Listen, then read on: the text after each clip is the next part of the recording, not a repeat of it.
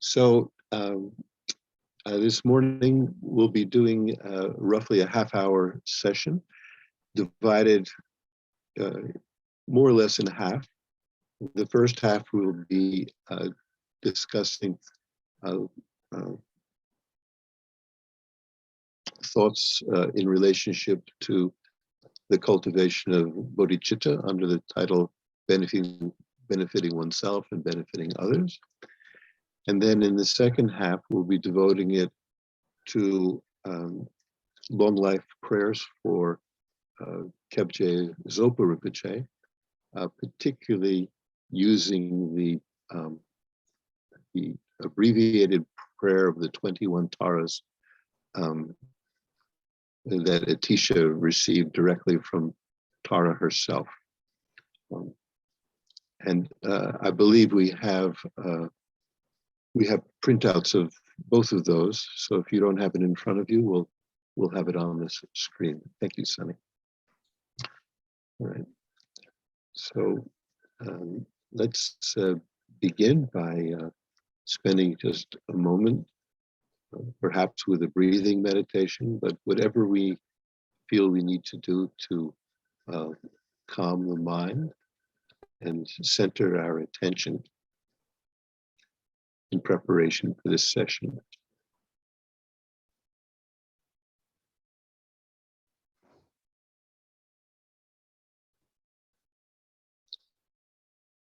Even simply taking a series of 2 or 3 cleansing breaths can sometimes be enough just to expel any confused or turbulent energy that we may have and replace it with a calm, vibrant, clear energy.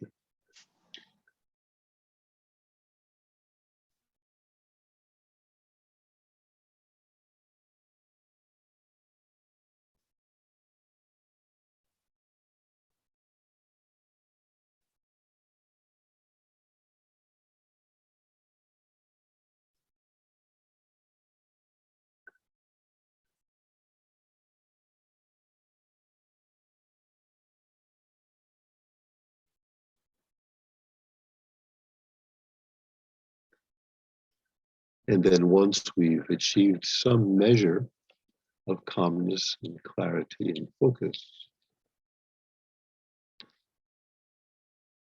then we generate the motivation for engaging in this activity, this meditation practice.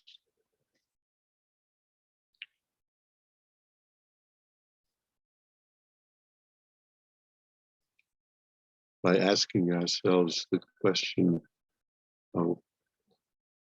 why am I attending this session?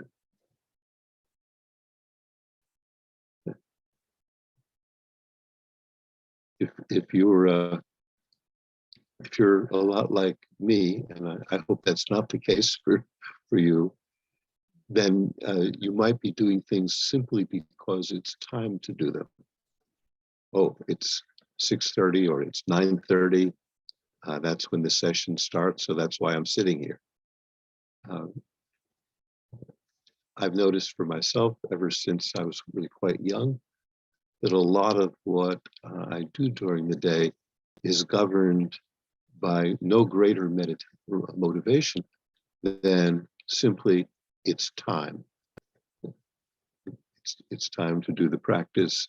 It's time to eat breakfast. It's time to eat lunch. It's time to go to bed. And of course, this is not really a motivation at all, is it?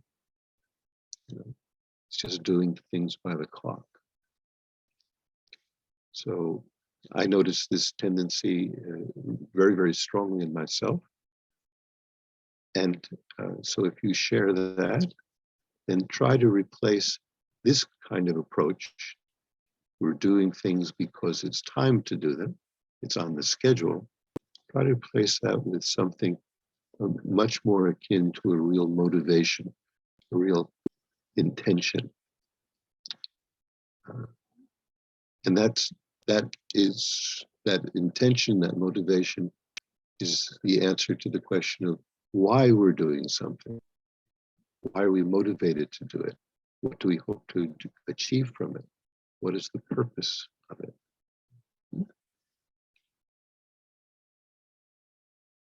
So especially when it comes to a Dharma practice, like having a session which is focusing on some aspect of the spiritual teachings in general, or Buddhist teachings in particular, when it comes to that, from the Mahayana Buddhist point of view, we have a well-known, very central motivation, not only for the practices we're doing, but indeed for our entire life.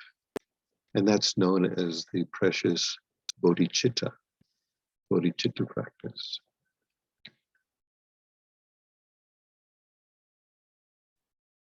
So spend just a very brief moment thinking, well, I know this word bodhicitta, I know it has something to do with compassion, but what exactly is that motivation?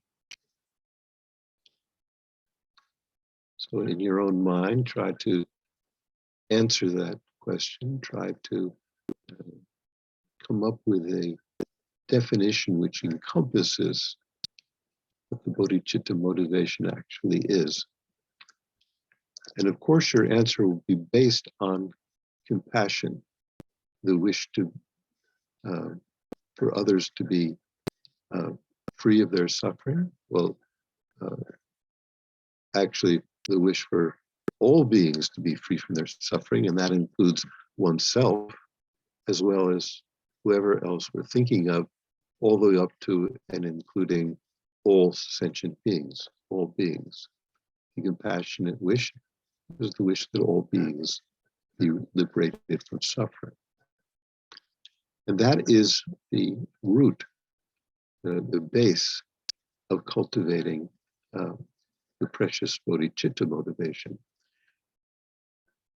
But as most or all of you are quite aware, bodhicitta motivation, though based on compassion, is more than just wishing others to be freed from their suffering and dissatisfaction.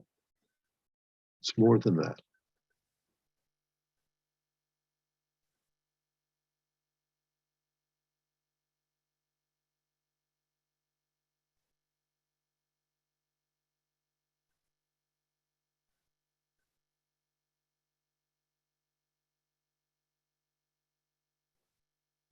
Having the wish that all beings, including ourselves, be free from suffering, dissatisfaction.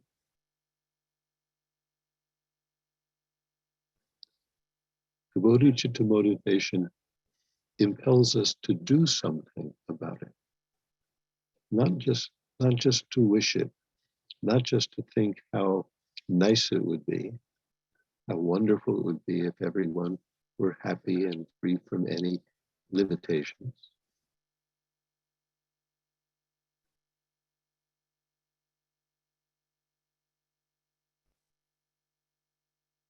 But to actually engage in those actions which bring that kind of benefit to ourselves and others, that freedom from suffering, that experience of true abiding happiness.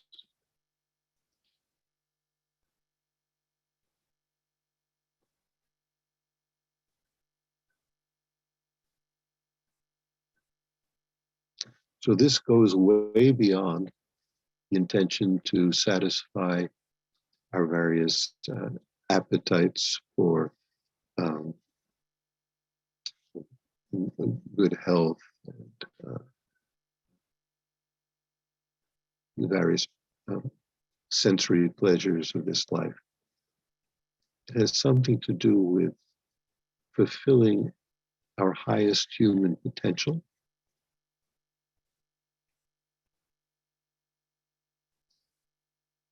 and helping in whatever way we can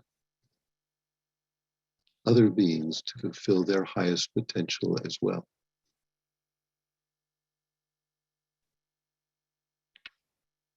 We could explain this in terms of any valid spiritual path, but here, this session, because it is a Buddhist session, a Mahayana Buddhist session, or at least it aspires to be, then what is that highest human potential?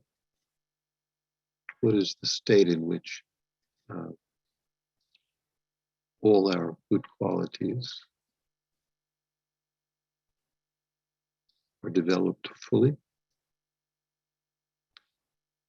and all interfering qualities, all delusions and so forth, are reduced as much as possible?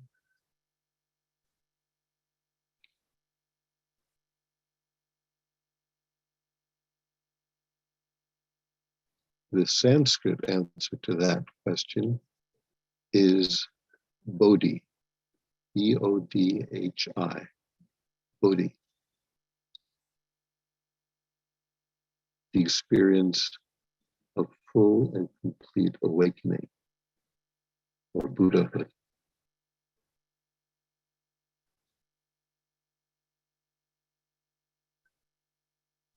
The highest and fullest potential of the mind.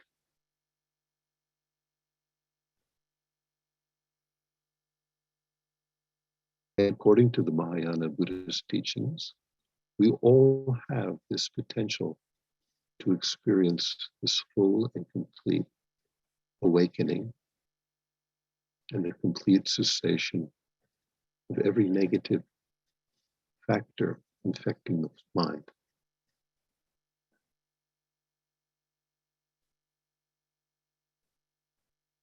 In a word, to become fully awakened, ourselves to become a Buddha.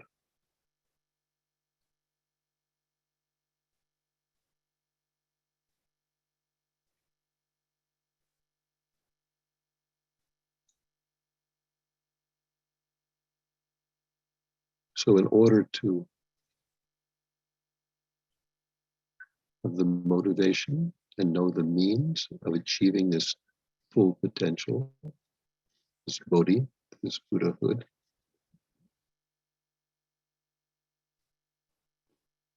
we turn to the three jewels of refuge. The teacher who revealed this path, the Buddha, the Dharma, path, the realizations that he revealed, and the Sangha,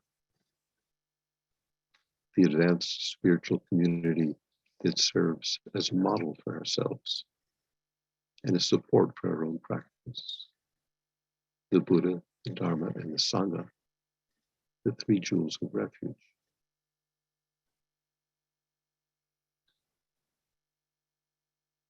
And then we call upon these three jewels, understood externally as the teacher, the teachings, and the companions, and understood internally as well as our own potential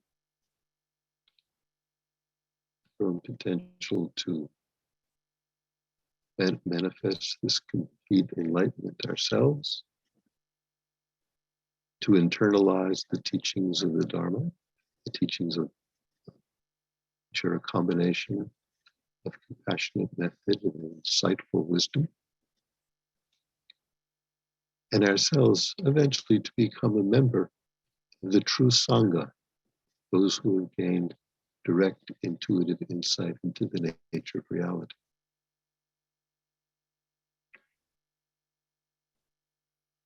Then, having taken refuge, meaning, for example, directing our mind towards the refuge and support and guidance we receive from the three jewels of refuge.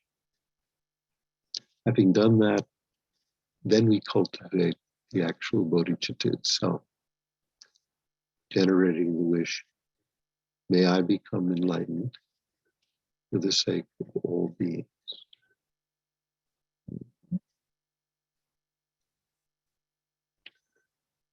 So we start this practice as we start the vast majority of our spiritual practices in this tradition by reciting and thinking about the meaning of the words of the 4-line prayer, the first 2 lines of which focus on generating this thought of refuge, and the second 2 lines focusing on the cultivation of this compassionate bodhicitta motivation. And if you want to read along with this prayer that's in front of you now, you can do so. If you prefer just to remain silent and think about the meaning of these words without reciting them out loud, that's also a way of approaching this practice.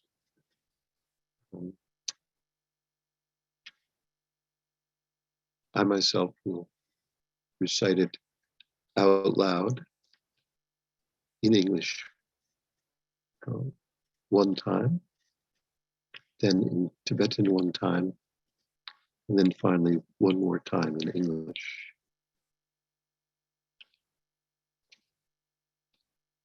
I go for refuge until I am enlightened to the Buddha, the Dharma, the Supreme Assembly.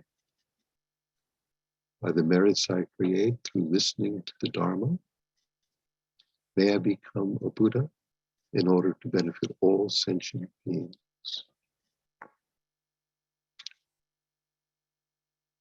Sangye Chodam Soki Chonam La Dangshu Padu Dagni Kapsuchi Gijin Soki Pe Sonam Gi Drola Penche Sangye Drupasho.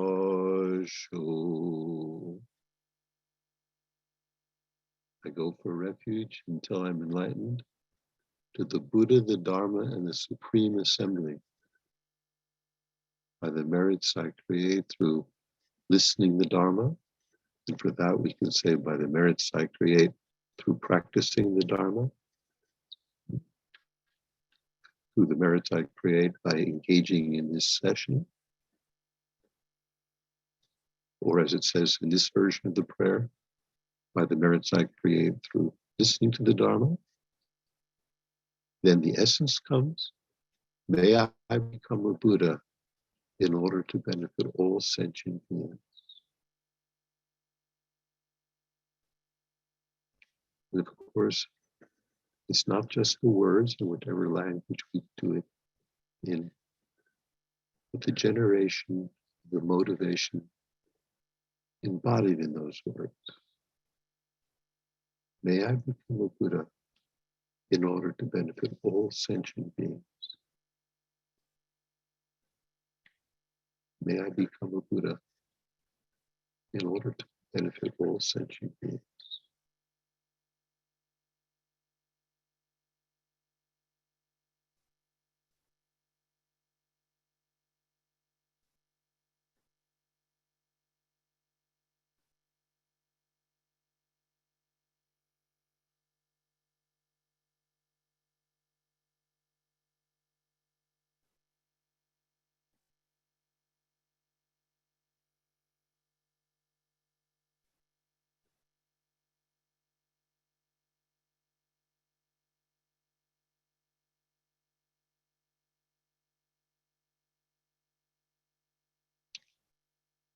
One of the main things I would like to focus upon during these sessions is recognizing in ourselves what is the obstacle. What would the obstacle be, the main obstacle be for cultivating this wish to attain full enlightenment so that we can benefit all sentient beings?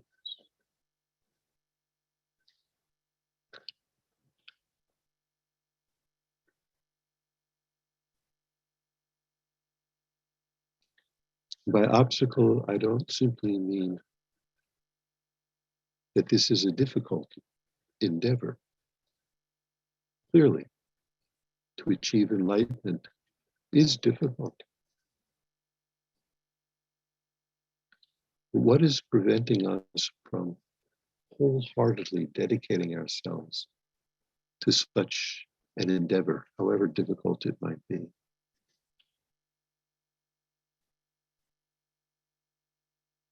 What interferes with the intention to do something?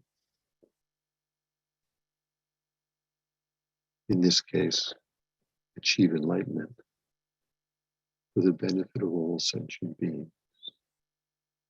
Is there another motivation that is stronger in ourselves, that diverts our attention away from the benefit of all sentient beings to something else?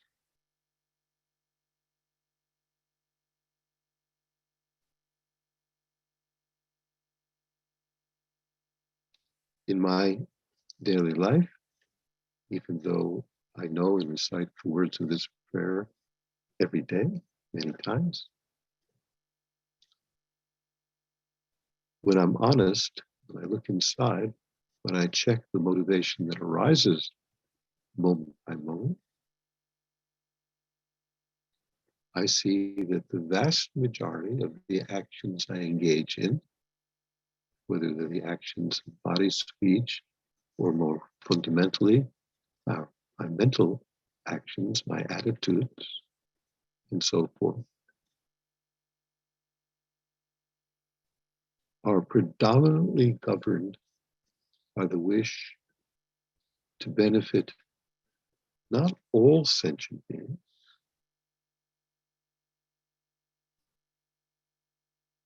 but predominantly one sentient being.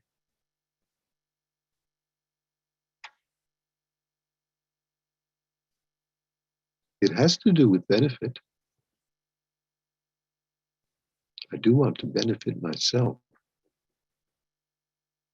And by extension, to benefit those I feel particularly close to, such as family members and friends and other associates. That motivation to benefit me and mine arises very often.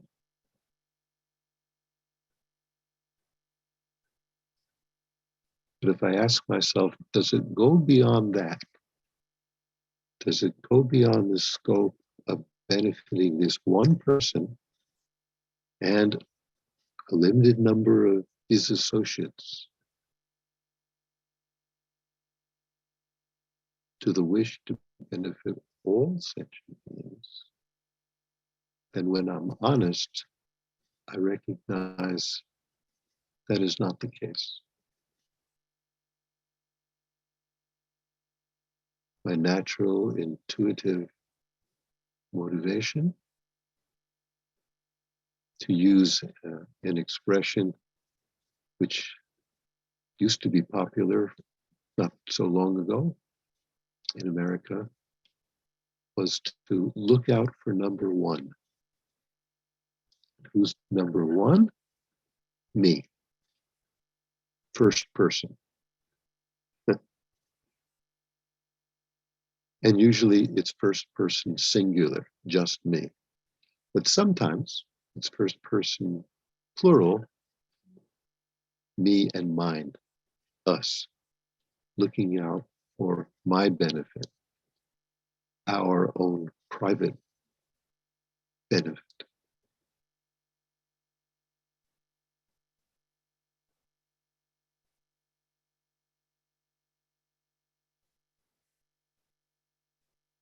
And again, within the teachings of Buddhism, there is a phrase which describes this very circumscribed, much smaller sphere of benefit.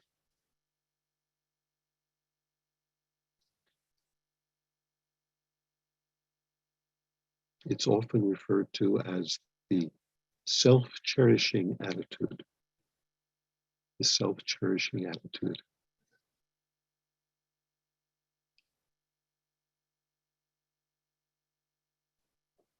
During the first set of teachings I ever received in a group from Khadro-la Zopa Rinpoche, he didn't simply say the self-cherishing attitude. He referred to it as the demon of self-cherishing. Demon of self-cherishing.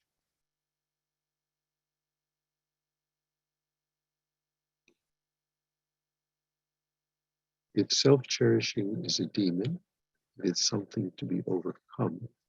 If it's the obstacle to cultivating the bodhicitta, then we have to be clear what that means.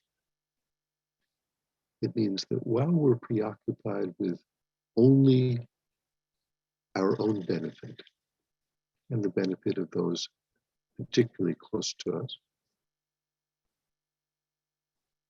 while we're occupied with that kind of thought,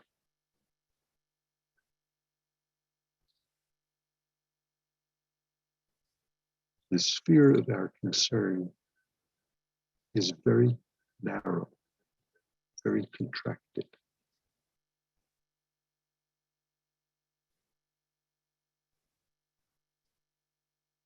Some people, when they hear the term self-cherishing attitude and recognize that this is something considered negative, something to be overcome,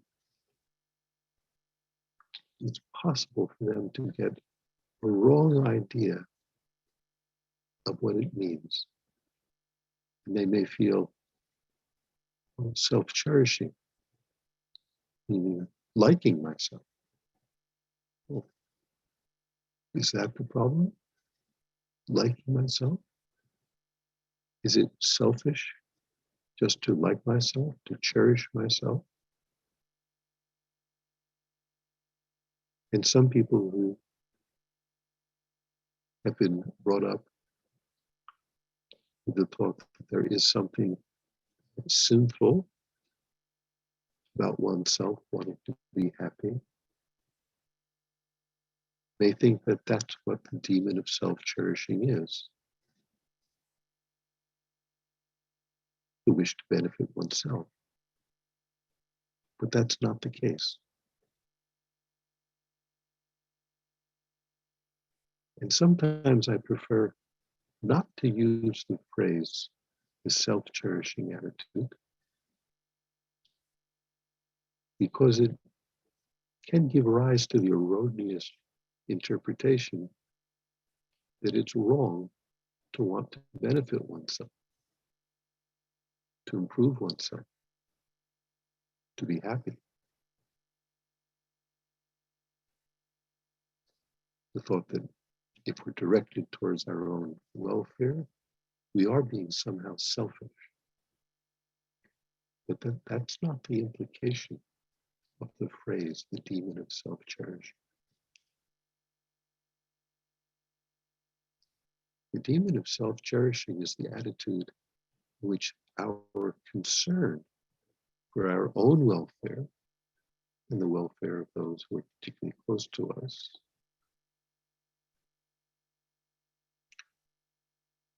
is much stronger, much more dominant than any wish we have for benefiting others.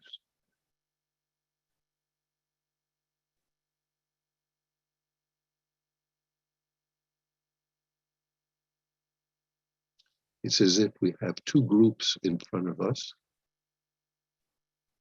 In one group, let us say,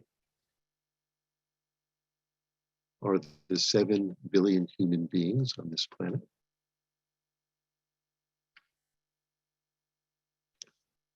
And then another group is a subset of that. It's a group of, let's say 15 people.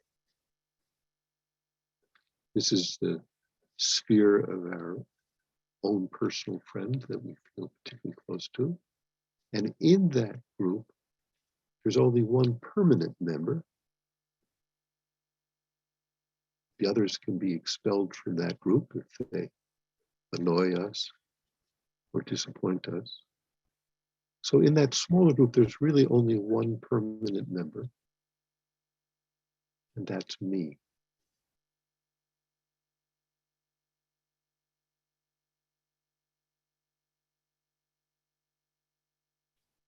And that my focus on the smaller group, the focus on my own welfare alone, in practice, is much stronger than whatever concern I might mount to be working for the welfare of all beings.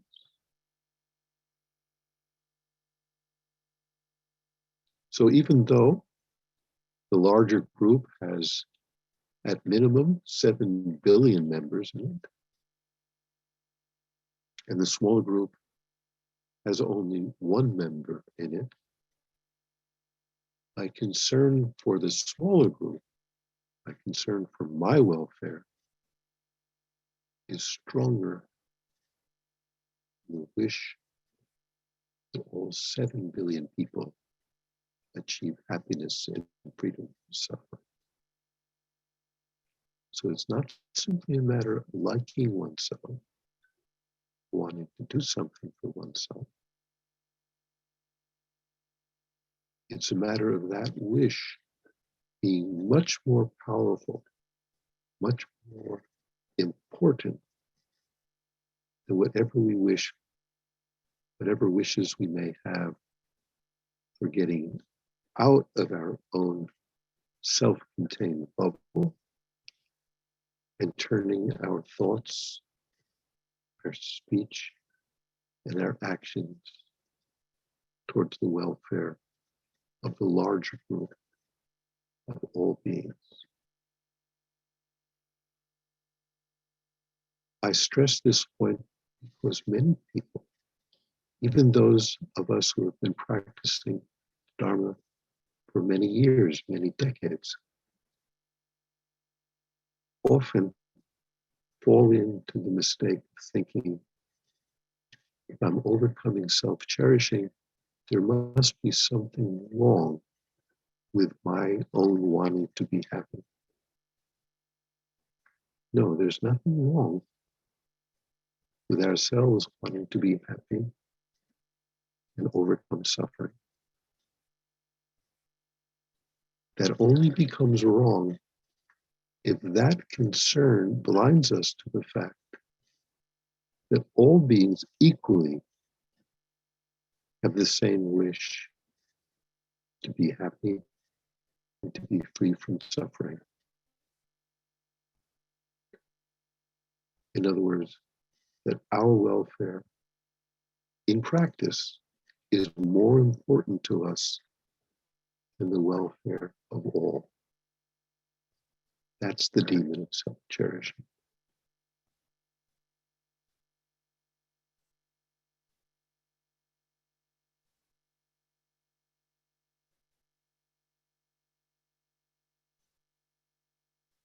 And this demon can appear in very gross or very subtle forms.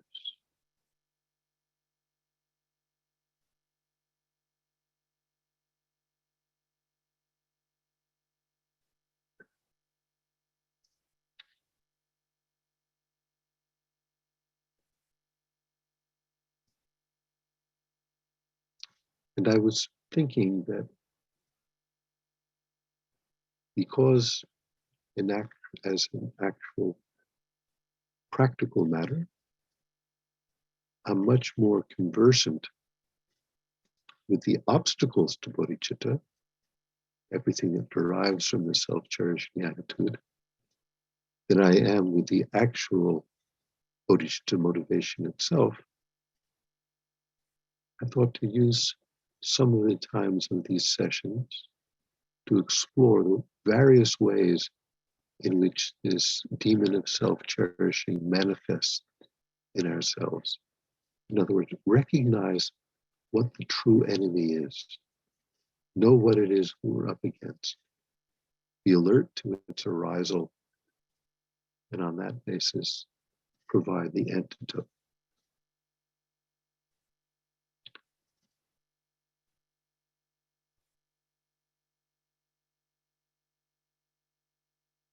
So these are things that I hope to explore in some of the remaining sessions we have. But now, this consideration has used up virtually all of our time this morning. But before we stop, before we bring this session to a close,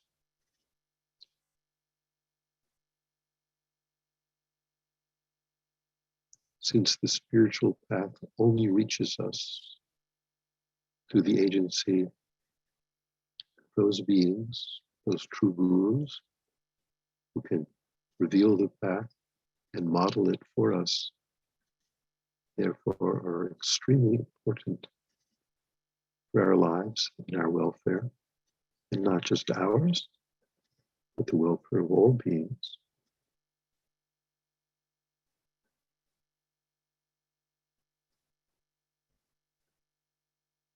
And I'd like to spend at least a couple of minutes focusing on the prayer that Atisha himself received from Mother Tara as an abbreviation of the praises to the 21 Taras, as a powerful antidote to whatever obstacles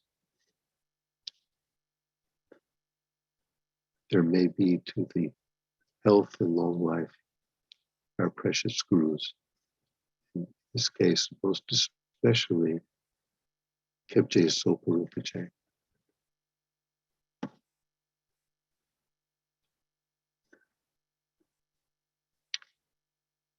The mantra of Tara, as everyone knows, as is highlighted in yellow, is Om Tare, Tu Tare, Ture Soha. In this prayer, that mantra is embedded in these following 5 lines. So I will be repeating them a few times. And again, you can either read it silently to yourself, invoke it out loud, but the most important thing is to direct one's attention that through this prayer and support of Arya Tara, all the obstacles that might interfere with the good health and long life of Khadro-la Zopa Rinpoche will be overcome.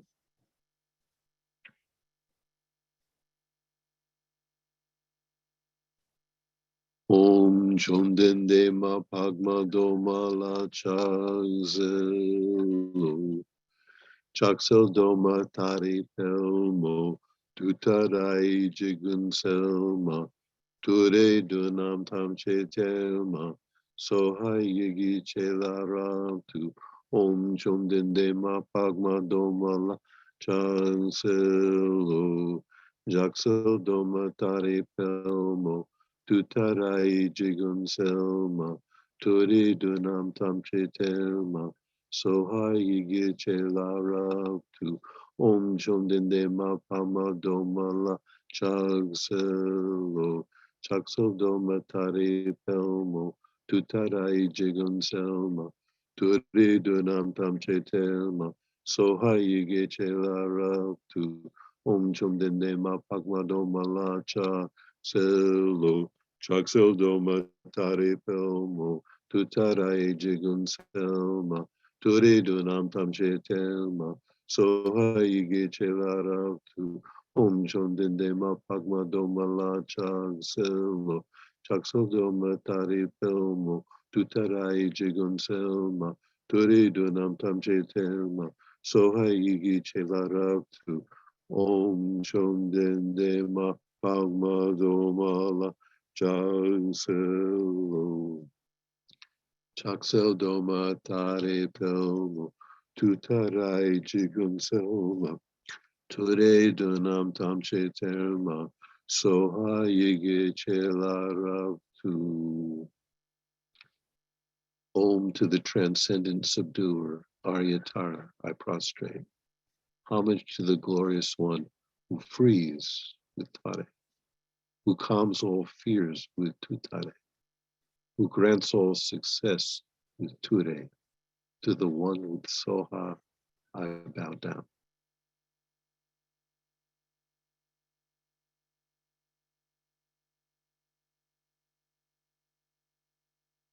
Then we can bring this session to a close by thinking that all of the prayers, virtuous thoughts that we've generated on behalf of the benefit of all sentient beings, in particular to help remove obstacles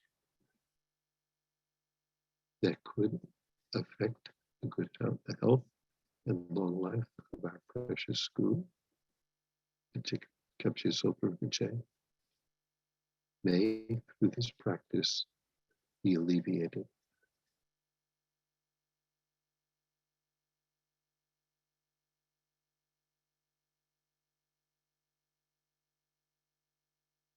Okay, so thank you. We can bring this session to a close now, with my apologies for going over a bit. And also with the thought that if there's anything that ever brought up in these sessions having to do with benefiting oneself, benefiting others,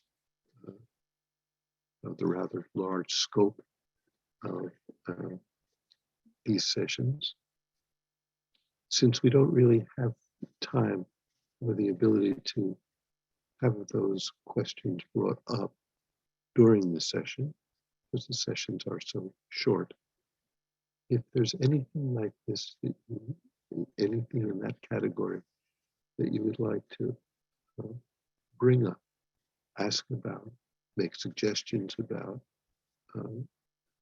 you can always email me at my email address, which is simply my full name, Jonathan Landaw, @gmail.com.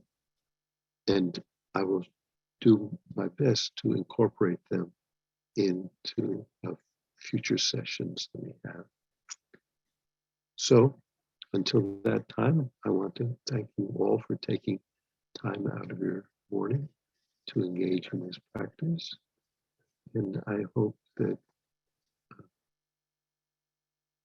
there has been some benefit in this attempt on my part to look more closely at what my own self-cherishing attitude has been, and to think of the actual antidotes to it, so that instead of self-cherishing, the mind can truly be motivated, interested, and dedicated to the benefit, to the welfare of all beings. Okay. Thank you so much. Have a good rest of your morning.